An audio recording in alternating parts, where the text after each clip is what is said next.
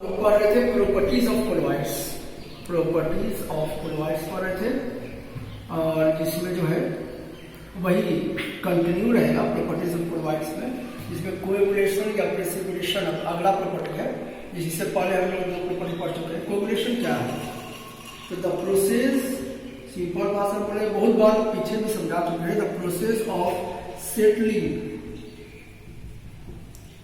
Of colloidal particles, colloidal particles is known as coagulation। तो simple भाषा में बोलते कोएगुलेशन क्या हुआ कि कोएगुलेशन कोलाइडल पार्टिकल का जो सेटलमेंट होता है, कोलाइडल पार्टिकल नीचे बैठ जाता है, इस प्रक्रिया को हम कोएगुलेशन बोलते हैं, या प्रेसिपिटेशन बोलते हैं, या फ्लोकुलेशन भी बोलते हैं। अब हम लोग कोएगुलेशन अगर किसी का करना है या प्रेसिपिटेशन किसी कोलॉइड से करना है तो किन किन माध्यम से हो सकता है, व्हाट आर द मीडियम। और तो यहां पर methods for coagulation of colloids, colloids के लिए कौन कौन सा मेथड लगेगा। तो पहला मेथड है इलेक्ट्रोफोरेसिस, या लिख सकते हैं by electrophoresis।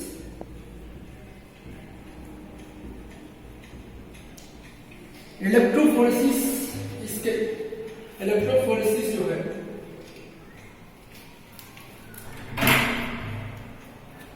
इलेक्ट्रोफोरेसिस, इसके बाद हम बताएंगे क्या है इलेक्ट्रोफोरेसिस। ऐसे इलेक्ट्रो मींस चार्ज, फोरेसिस मतलब मूवमेंट। तो जब भी हम किसी कोलॉइडल सॉल्यूशन के अंदर में दो इलेक्ट्रोड्स लगाते हैं, अपोजिटली चार्ज इलेक्ट्रोड्स, तो कोलॉइडल पार्टिकल्स में चार्ज होता है, और वह चार्ज कोई एक ही होता है, या तो नेगेटिव होगा या तो पॉजिटिव होगा। तो अगर पॉजिटिव चार्ज होगा तो नेगेटिव इलेक्ट्रोड्स के पास जाएगा, और नेगेटिव चार्ज होगा तो पॉजिटिव के पास जाएगा। तो इस प्रक्रिया को हम इलेक्ट्रोफोरेसिस करते हैं। तो जब हम ऐसा करेंगे तो होगा क्या कि डिस्पर्स में पार्टिकल इलेक्ट्रोड्स के पास चला जाएगा, तो बचेगा क्या, केवल डिस्पर्सन मीडियम, और इस तरह से सोल जो है कोएगुलेट हो जाएगा। तो during electrophoresis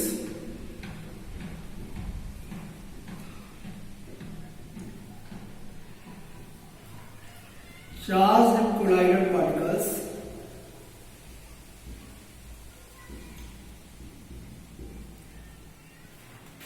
move towards oppositely charged electrodes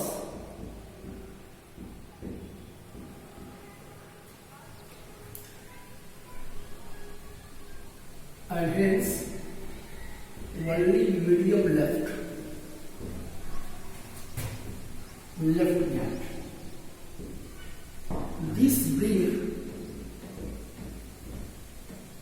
coagulation। यानी कहने का मतलब है कि जैसे हम इलेक्ट्रोफोरेसिस करते हैं तो जो चार्ज कोलॉइडल पार्टिकल है, जब तक उसमें चार्ज है तब तक वह कोलॉइड्स है, लेकिन charge colloidal particle oppositely charge electrodes की तरफ भाग जाता है, जिसके कारण केवल मीडियम बच जाता है, और इसलिए हम बोल सकते हैं कि ये लाता है कोएगुलेशन प्रोसेस। दूसरा है by mixing oppositely charge solution.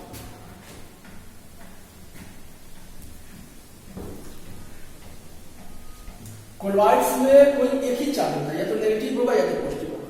तो अगर हम दो कोलॉइड्स लेते हैं जिसमें एक में नेगेटिव चार्ज है और एक में पॉजिटिव चार्ज है, अगर इक्वल मात्रा में मिलाते हैं तो न्यूट्रलाइजेशन हो जाता है, या तो पूरी तरह से न्यूट्रलाइजेशन होता है, या तो आंशिक रूप में न्यूट्रलाइजेशन हो जाता है, जिसके कारण चार्ज समाप्त हो जाता है, और चार्ज समाप्त होने पर कोलॉइड पार्टिकल या कोलॉइड सॉल्यूशन जो होता है वो कोएगुलेट हो जाता है।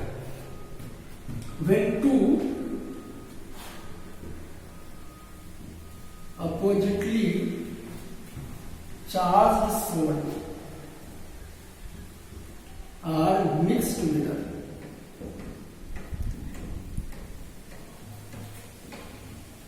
in equal proportion, neutralization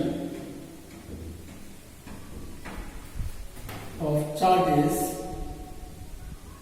brings coagulation of salt. तो न्यूट्रलाइजेशन होने के कारण जो कोलाइडल सॉल्यूशन है या सोल्ट जो है वह कोएगुलेट हो जाता है।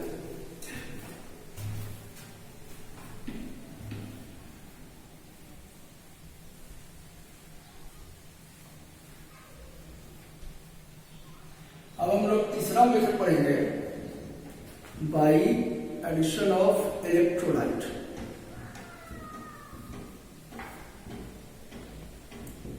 तो ये मेथड इंपॉर्टेंट भी है, इसमें नियम भी पढ़ना है। तो बार बार दोहरा रहे हैं, फिर से दोबारा कि colloid particle contain charge, it is either positive और नेगेटिव। वह हमेशा उसके पास चार्ज होता है, या तो वह पॉजिटिव चार्ज होगा या तो नेगेटिवली चार्ज होगा, कोई दोनों में से कोई एक ही चार्ज होगा। तो अगर हम इलेक्ट्रोलाइट डालते हैं, मान लीजिए कोलॉइडल सॉल्यूशन में पॉजिटिव चार्ज है और हम इलेक्ट्रोलाइट डालते हैं, जैसे मान लीजिए NaCl डालते हैं, तो NaCl में Na प्लस है और Cl माइनस है। तो ये Cl माइनस जो है इसको जाके न्यूट्रल कर देगा। तो जैसे ही चार्ज न्यूट्रल होगा तो कोलॉइडल सॉल्यूशन कोएगुलेट हो जाएगा।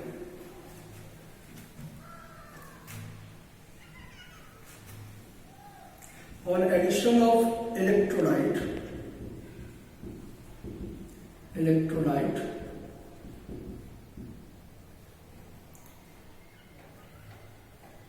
ion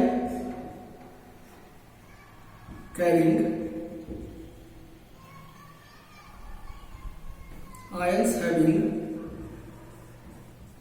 opposite charge to colloidal solution, colloidal particles cause neutralization, which brings coagulation to salt। यानी कहने का मतलब जो भी हम इलेक्ट्रोलाइट में डालते हैं तो ऐसे आयंस इलेक्ट्रोलाइट का जिनके पास अपोजिट चार्ज है कोलॉइडल पार्टिकल से, उनके कारण न्यूट्रलाइजेशन हो जाता है और इस तरह से कोएगुलेशन हो जाता है सोल्ट। इसमें बहुत सारे टर्म्स हैं, जैसे कोएगुलेटिंग आयन क्या होगा, ये टर्म है कोएगुलेटिंग आयंस। ये कोएगुलेटिंग आयंस क्या होता है? तो कोएगुलेटिंग आयंस इलेक्ट्रोलाइट का वह आयन होता है जो न्यूट्रलाइजेशन करने का कारण बनता है, तो इसको हम कोएगुलेटिंग आयन कहते हैं। तो ions of electrolyte containing opposite charge to salt particles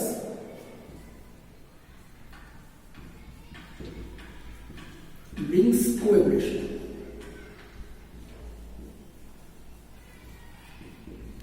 और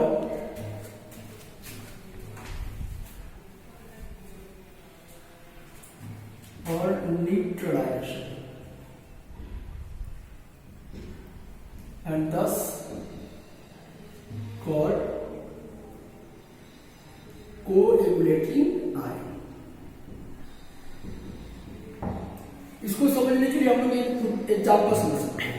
जैसे मान लीजिए कोई सोल है और ये पॉजिटिवली चार्ज है, पॉजिटिव चार्ज है, और अगर मान लीजिए हम इसमें NaCl डालते हैं तो Na प्लस Cl माइनस 2 है, तो ये Na प्लस इसको न्यूट्रल नहीं कर सकता, लेकिन Cl माइनस इसको न्यूट्रल कर सकता है। इसलिए इस Cl माइनस को हम कोएगुलेटिंग आयन या फ्लोकुलेटिंग आयन कहेंगे। अब इसके बाद एक और टर्म है और एक नियम है, हार्डी जे रूल। अब ये क्या कहता है ये रूल? ये रूल कहता है कि greater the valency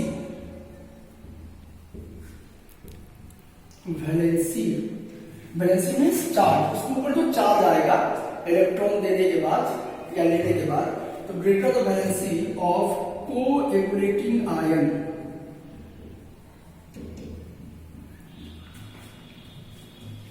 higher will be its coagulating power.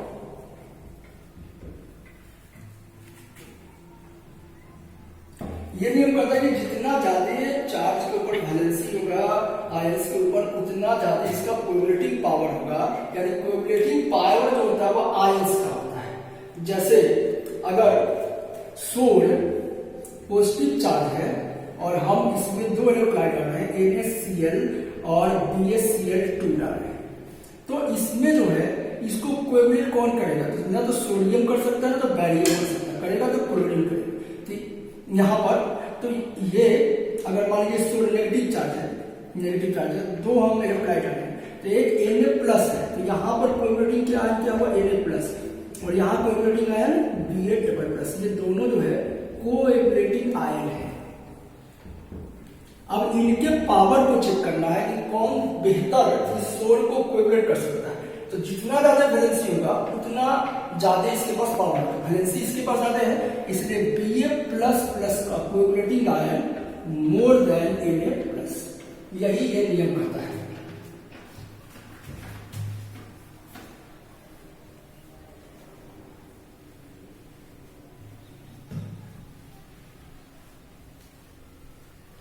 अब हम लोग एक और टर्म भी लाएंगे, कोएबिलिएशन वैल्यू। ये कोएबिलिएशन वैल्यू किसका होता है? ये कोएबिलिटिंग पावर जो है वो आयंस का होता है, कोएबिलिएशन वैल्यू इलेक्ट्रोलाइट का होता है। तो the minimum amount of electrolyte in millimoles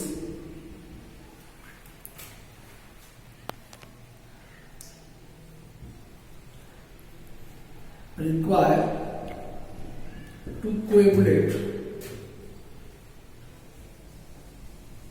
a soul in 2 hours is known as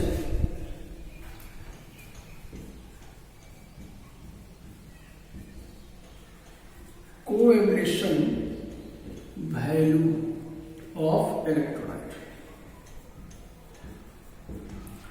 तो जो भी इलेक्ट्रोलाइट का मिलीमोल्स में जो मिनिमम रिक्वायरमेंट होगा किसी भी सोल को पूरी तरह से कोएगुलेट करने में 2 घंटे के अंदर में, उसको हम उसका कोएगुलेशन वैल्यू कहेंगे। तो कोएगुलेशन वैल्यू इलेक्ट्रोलाइट का होगा, जबकि कोएगुलेटिंग पावर आयंस का होगा। तो greater the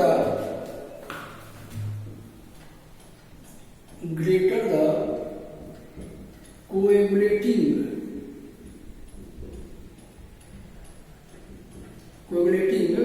power of ions, lower will be coagulation value of electrolyte। इसमें कहा गया कि जितना ज्यादा कोएगुलेटिंग पावर होगा आयंस का, उतना ही कम उस इलेक्ट्रोलाइट का रिक्वायरमेंट होगा। जैसे अगर हम लोग दवाई लेते हैं, मेडिसिन लेते हैं, अगर मान लीजिए किसी मेडिसिन का 500 मिलीग्राम है और किसी मेडिसिन का पावर जो है 1000 मिलीग्राम है, तो इसका रिक्वायरमेंट दिन में 2 बार हो सकता है, 2 बार खाने में हो सकता है। लेकिन इसका पावर ज्यादा है तो इसको दिन में 1 बार खाने का होता है। उसी तरह से अगर पावर ज्यादा है तो रिक्वायरमेंट कम होगा और पावर कम है तो रिक्वायरमेंट ज्यादा होगा। अब हम लोग एक टेबल से समझेंगे, एक एग्जाम्पल से।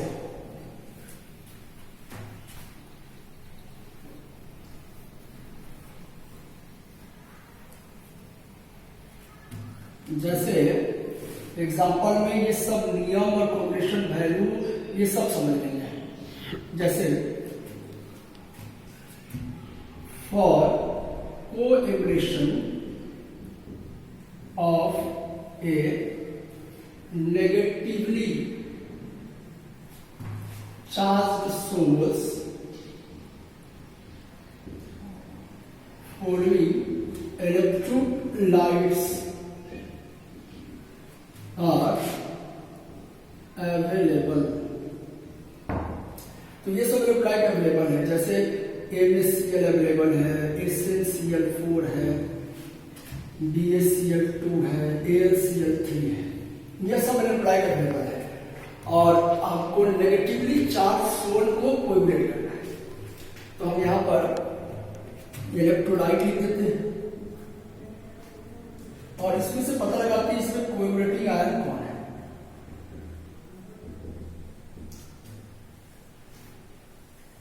जैसे NaCl है तो ये नेगेटिवली चार्ज है, इसलिए NaCl में से केवल Na+ ही कोएगुलेटिंग आयन है।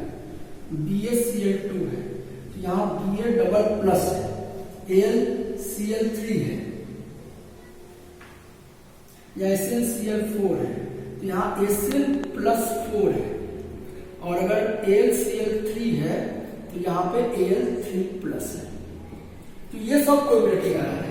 तो अगर हम इसको ऑर्डर पे अरेंज करें कोएगुलेटिंग पावर पर हार्डी-स्पूलजे रूल के अनुसार,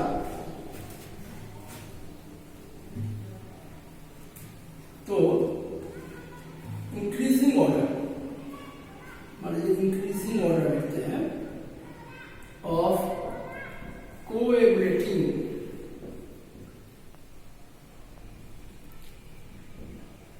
पावर ऑफ इलेक्ट्रोलाइट में कोएगुलेटिंग पावर लिखते हैं। तो नियम के अनुसार क्या, ज्यादा वैलेंसी होगा तो ज्यादा पावर होगा। तो इंक्रीजिंग ऑर्डर यानी बढ़ते हुए क्रम में लिखना, तो Na+ सबसे कम होगा, उसके बाद Ba डबल प्लस होगा क्योंकि 2 ही वैलेंसी है, उसके बाद Al3+ होगा क्योंकि 3 वैलेंसी है, Sn4+ हो जाएगा क्योंकि 4 वैलेंसी। तो this is the order in increasing order of coagulating power of electrolytic ions का, ऑफ आयंस, ये आयंस का। अगर हम इसमें कोएगुलेशन वैल्यू देखिए इलेक्ट्रोलाइट का, तो इसका ऑर्डर का जस्ट रिवर्स होगा क्योंकि पावर कम है तो रिक्वायरमेंट ज्यादा होगा, इसका पावर ज्यादा है तो रिक्वायरमेंट कम होगा। इसलिए अगर हम इंक्रीजिंग ऑर्डर में देखें, increasing order for coagulation value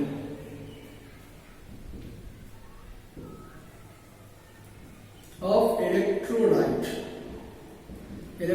का कोएगुलेशन वैल्यू पे अगर हम इंक्रीजिंग ऑर्डर में देखें तो सबसे पावर कम इसका है, इसलिए इसके इलेक्ट्रोलाइट का रिक्वायरमेंट ज्यादा है और सबसे ज्यादा ये है, इसलिए सबसे पहले ये आएगा, सबसे कमजोर हुआ यानी कहने का मतलब इसका रिक्वायरमेंट कम पड़े। उसके बाद AlCl3 है, उसके बाद BaCl2 है और सबसे ताकतवर हुआ NaCl। तो इसका कोएगुलेशन वैल्यू सबसे ज्यादा होगा क्योंकि सोडियम प्लस का कोएगुलेटिंग पावर सबसे कम है। तो यहाँ पर जो कोएगुलेशन, जिसको हम फ्लोकुलेशन बोलते हैं, प्रेसिपिटेशन बोलते हैं, ये टॉपिक समाप्त हुआ।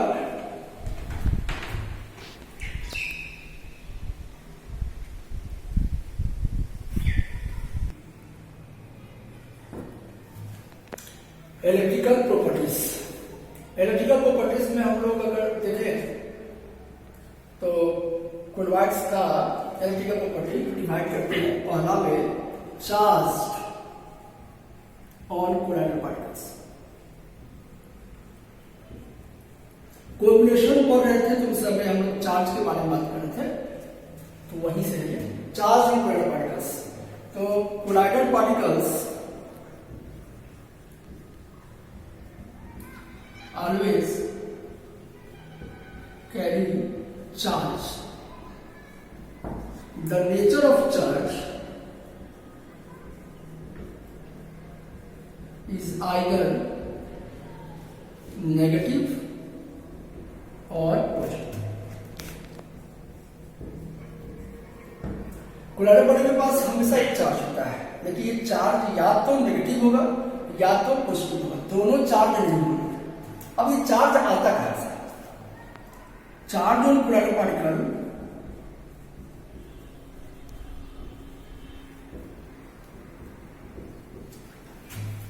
मेनली, अगर हम मुख्यतः बात करें तो mainly due to selective adsorption of ions from solution or and due to formulation of electrical double layer।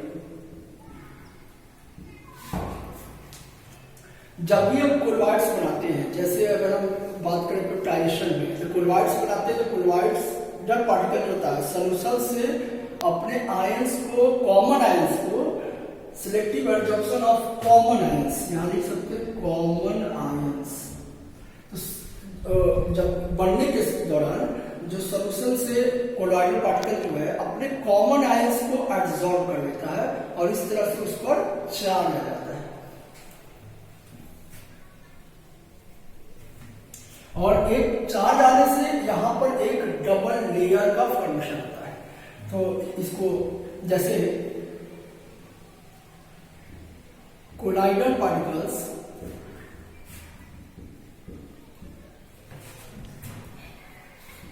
selectively absorb common ion from solution and form first charge layer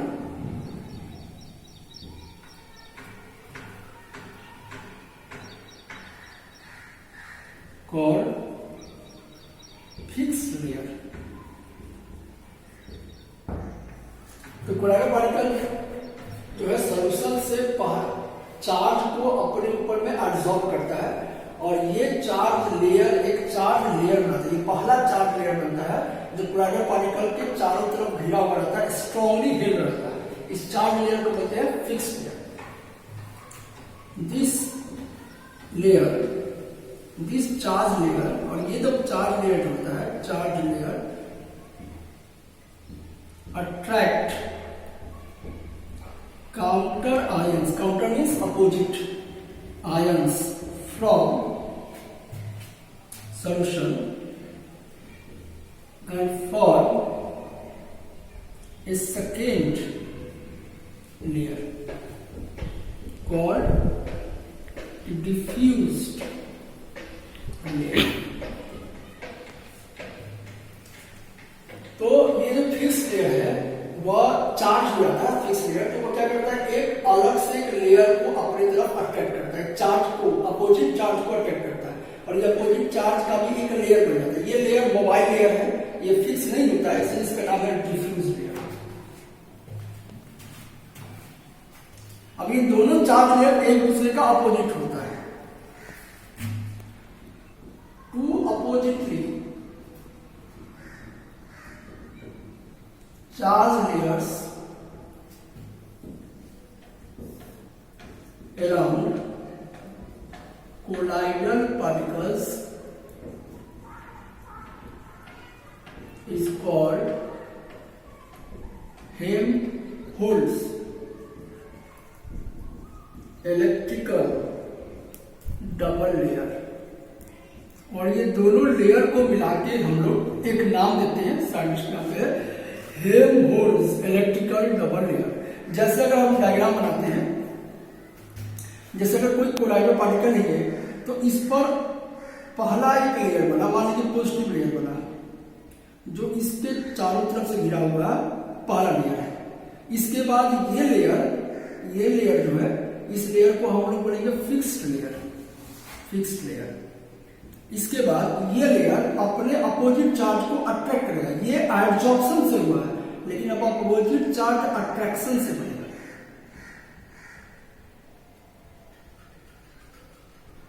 ये जो लेयर हुआ ये हो गया डिफ्यूज लेयर।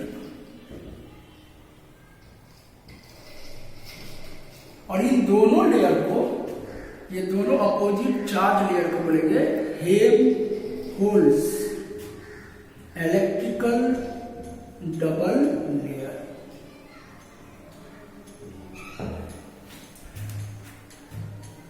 तो ये fix layer कैसे बना? By common adsorption, selectively adsorption of common ions. ये फिक्स लेयर बना selective adsorption of common ions से, जबकि डिफ्यूज लेयर बना अट्रैक्शन से। तो ये दोनों लेयर को मिला के बोले हम लोग Helmholtz electrical double layer.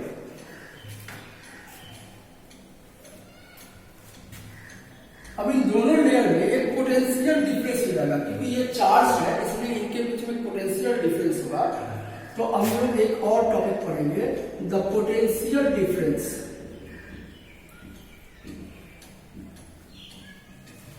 Between two oppositely charge pairs around colloidal particles is known as electrokinetic potential और जेटा पोटेंशियल।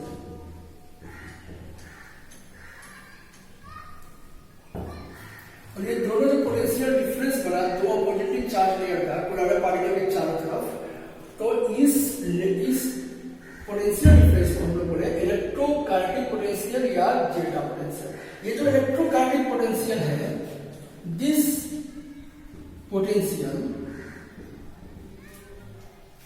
गिव स्टेबिलिटी, स्थिरता देता है टू सोल को ये स्थिरता देने में काम आता है।